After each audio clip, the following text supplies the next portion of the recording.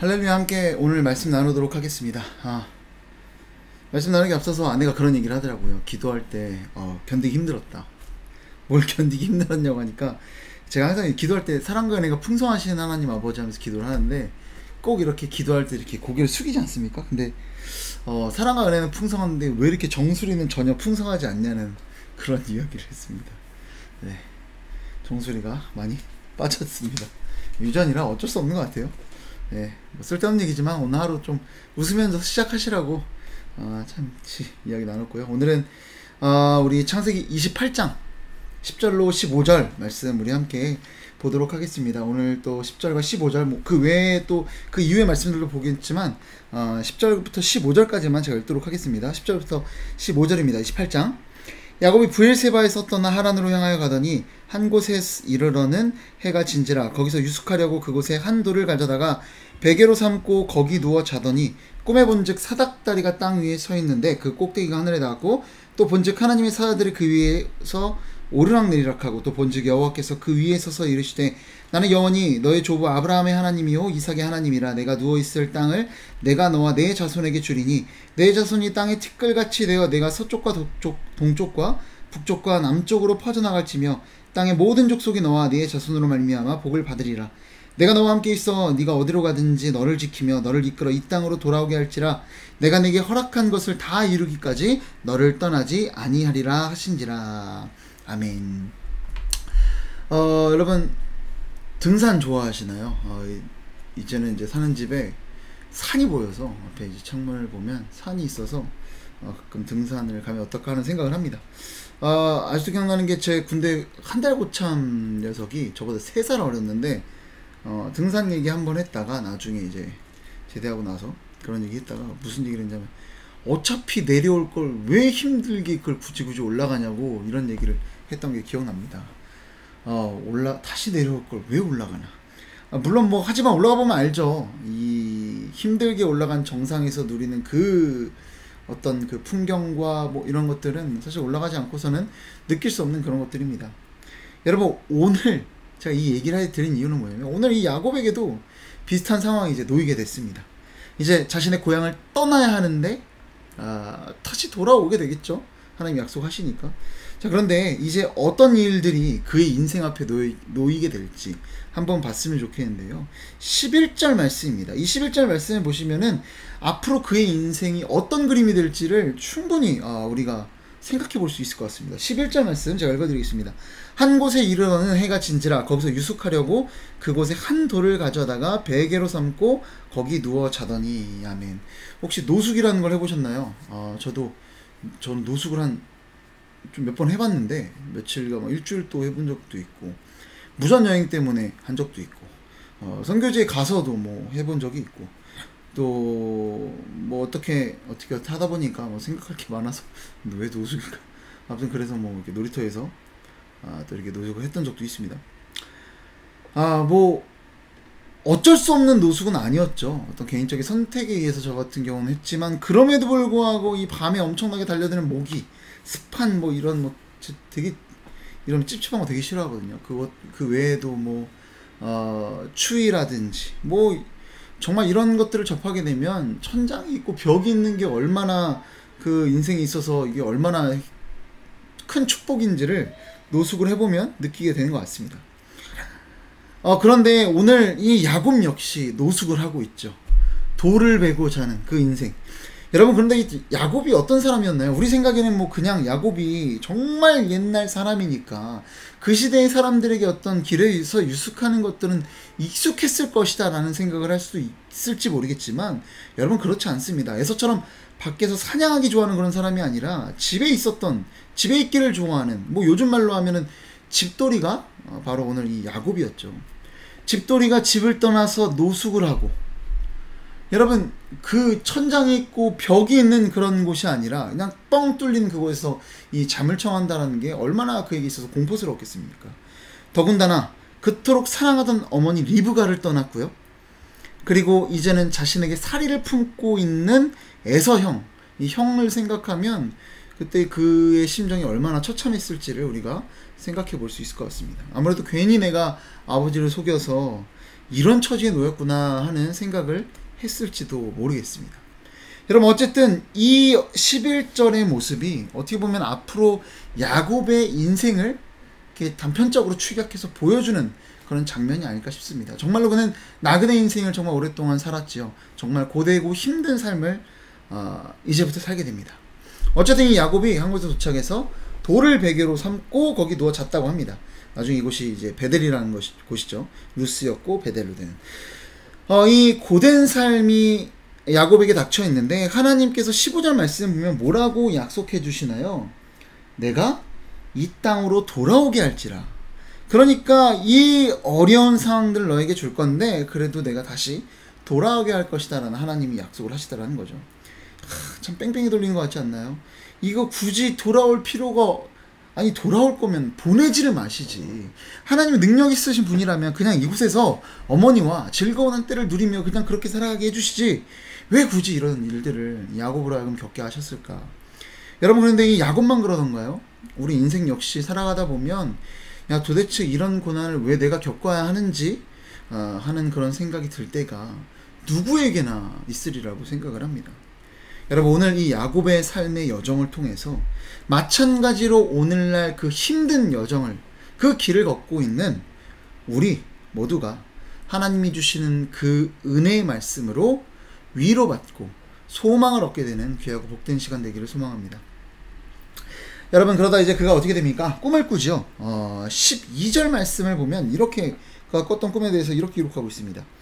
12절입니다. 꿈에 본즉 사닥다리가 땅 위에 서 있는데 그 꼭대기가 하늘에 닿았고 또 본즉 하나님의 사자들이 그 위에서 오르락 내리락 하고 또 하나님께서는 그 위에 서 계셨다라는 이런 꿈을 꾸게 됩니다.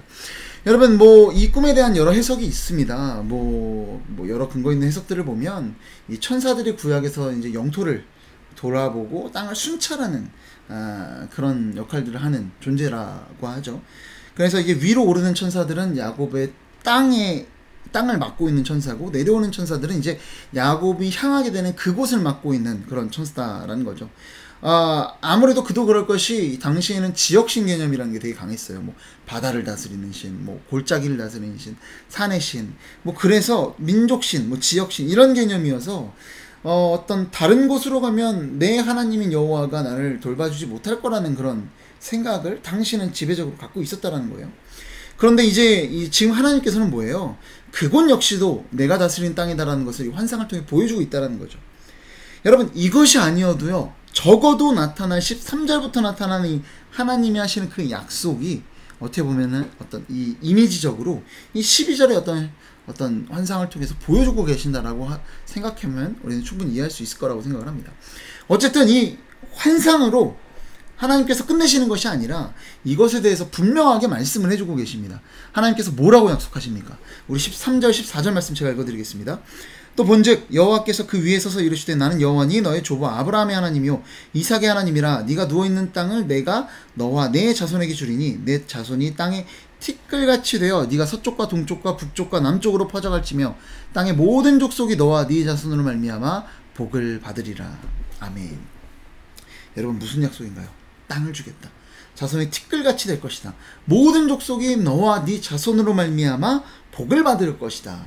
여러분 결국 아브라함에게 하셨던 그 언약, 그 약속이 지금 이 야곱에게 계승되고 있는 것입니다. 정말 중요한 약속이죠. 어떻게 보면 이 아브라함은 본토 친척 아비집을 떠나서 약속의 땅으로 들어올 때 이 약속을 받았다면 이 야곱은 오히려 이 땅을 떠나는 순간에 약속을 받는 그런 아이러니한 상황이 아닐까 싶습니다. 여러분 어쨌든 이 모든 것을 이루어 주시겠다라는 그런 약속과 함께 정말 중요한 이 언약과 함께 뭔가요? 하나님께서 이어서 하시는 약속이 있습니다. 여러분 이 약속에 대해서 이 말씀을 읽기 전에 혹시 이런 만화나 이런 어떤 글귀를 읽어보신 적 있는지 모르겠습니다. 애니메이션은 아니고 물론 몇 컷 안 되는 그런 만화 옛날에 아마 기독교인들이라면 거의 대부분 보지 않았을까 싶은 그런 만화인데요. 어떤 사람이 너무 힘든 거예요. 인생길을 걷는데 너무 힘들어서 예수님께 이렇게 묻고 따지기 시작합니다. 주님 제가 이렇게 힘들었는데 주님 그때 어디 계셨나요? 더군다나 이렇게 뒤를 돌아보니까 발자국이 하나인 거죠. 벌써 이 얘기하니까 기억나시나요? 발자국이 하나니까 왜 저 혼자 걷고 있었죠? 주님 그때 어디 계셨나요? 이렇게 묻는 거죠. 도대체 나를 사랑하신다고 했던 그 주님은 제가 이렇게 어렵게 고난받고 있을 때 어디 계셨나요? 묻습니다. 여러분 그랬더니 예수님께서 뭐라고 답하시던가요? 그 만화를 보면 내가 너의 곁에 없던 게 아니라 저 발자국은 너가 너무 힘들어서 도저히 견디지 못해서 저 발자국은 네 발자국이 아니라 내가 너를 업고 오면서 그렇게 생긴 내 발자국이다 라고 그렇게 이야기를 합니다.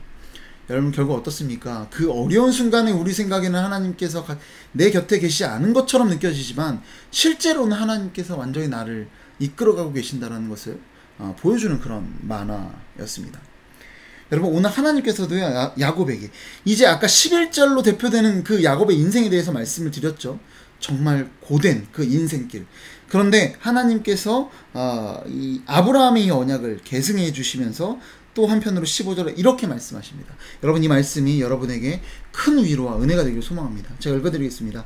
내가 너와 함께 있어 네가 어디로 가든지 너를 지키며 너를 이끌어 이 땅으로 돌아오게 할지라 내가 내게 허락한 것을 다 이루기까지 너를 떠나지 아니하리라 하신지라. 아멘.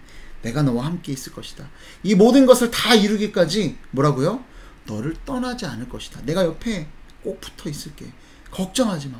이런 약속을 하고 계시다는 겁니다. 여러분 그러면 야곱이 이런 생각도 해볼 수 있지 않나요? 아니 야곱이 지금까지 이 땅에서 고생 않고 집에서 어머니의 사랑을 받을 동안에는 하나님께서 함께 하시지 않으셨나요? 그가 하나님의 택한 백성인데 함께 하지 않으시던가요? 그렇지 않더라는 거죠. 함께 하셨죠. 여러분 그런데 한번 생각해 볼까요? 그런데 그게 야곱에게 얼마나 큰 의미가 되었습니까? 여러분 그런데 이제 정말 그 나그네로서 아까 11절로 대표되는 그 고된 인생길이라고 말씀을 드렸는데 그 고된 인생길 하루하루가 벅차고 힘들었을 텐데 그 어려움 중에 함께 해주시는 하나님은 어떨까요? 엄청난 의미가 되는 겁니다. 여러분 그렇지 않은가요? 여러분 어떤 때에 함께 해준 사람이 기억에 남습니까? 내가 잘 나갈 때, 평안할 때, 즐겁고 행복할 때 그때 함께 있어준 사람 물론 기억에 남죠. 여러분 그런데 정말 힘들고 어려운 순간에 아무도 나를 몰라주고 내 얘기 들어주지도 않고 나를 그저 모두가 그냥 나 몰라란 그 순간에 내 옆에 서서 나에게 위로가 돼주는 사람이 혹시 있으신가요? 여러분 그 친구 어떻습니까?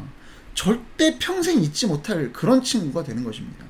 여러분 이 인생의 고달픈 진짜 이 뺑뺑이 돌리는 것 같이 뭐 굳이 안 해도 될 일을 하는 것 같은 그 어려운 순간들 하나님께서 왜 야곱에게 또 우리 인생들에게 그런 것들을 허락해 주실까요? 물론 여러 가지 하나님의 목적과 이유가 있겠지만 오늘 말씀을 통해서 우리가 들었으면 하는 것은 뭐냐면요. 그 말도 안 되는 고난의 길, 그 어려운 시간들을 통해서요. 그 시간 가운데 나와 함께 해주시는 주님을 발견할 때 여러분 우리가 평온할 때 나와 함께 하시는 주님을 발견하는 것과 내가 정말 고되고 어려운 인생길을 살아갈 때 나를 도우시는 하나님을 발견하는 것과 나에게 있어서 하나님이 어떤 존재로 다가오는지는 완전히 다른 것입니다. 여러분 혹시나 지금 살아가는 그 순간들 너무나 어려운 순간들을 살아가고 계시진 않으신가요? 여러분 그렇다면 여러분과 함께 하시는 주님을 발견함으로 내 인생에 정말 중요한 하나님을 만나게 되는 그런 귀하고 복된 순간이 되시기를 소망합니다. 여러분 그렇습니다. 진짜 주님을 제대로 알아가는 시간, 진짜 주님과 가까워지는 시간, 내가 잘 살 때도 함께 해주시고 못 살 때도 함께 해주시는 그런 분이시지만 여러분 우리는 연약하기 때문에요. 우리가 행복할 때 나와 함께 해주시는 주님보다 내가 정말 비참하고 어렵고 도움이 절실할 때 나에게 찾아오시는 주님을 통해 나에게 주님이 얼마나 소중한지를 우리는 깨닫게 됩니다. 여러분 그래서 오늘 혹시라도 어려운 순간들을 살아가고 있다면 아직 그런 순간이 아닐지라도 그 순간이 다가온다면 그 순간 가운데 함께 하시는 주님을 발견함으로 내 삶 가운데 주님이 얼마나 소중하고 중요한 분이신지를 깨달을 수 있는 그런 복된 저와 여러분 되기를 소망합니다. 기도하겠습니다. 사랑과 은혜가 풍성하신 아버지 하나님, 이 어려운 순간들을 통해 주님이 내 삶에 더 큰 의미로 다가올 수 있도록 주님께서 역사하여 주시옵소서. 아버지 하나님, 하나님을 더욱 알아가는 것이 내 삶에 있어서 가장 큰 소망이 되기를 소망합니다. 주님, 이 어려움을 통해 나를 도우시고 나와 함께 하시는 주님을 경험하는, 내 삶에 있어서 가장 소중한 친구이신 주님을 경험하는 우리 모두가 될 수 있도록 주님 역사하여 주옵소서. 이 모든 말씀 사랑이 많으신 예수 그리스도의 이름으로 기도드립니다. 아멘.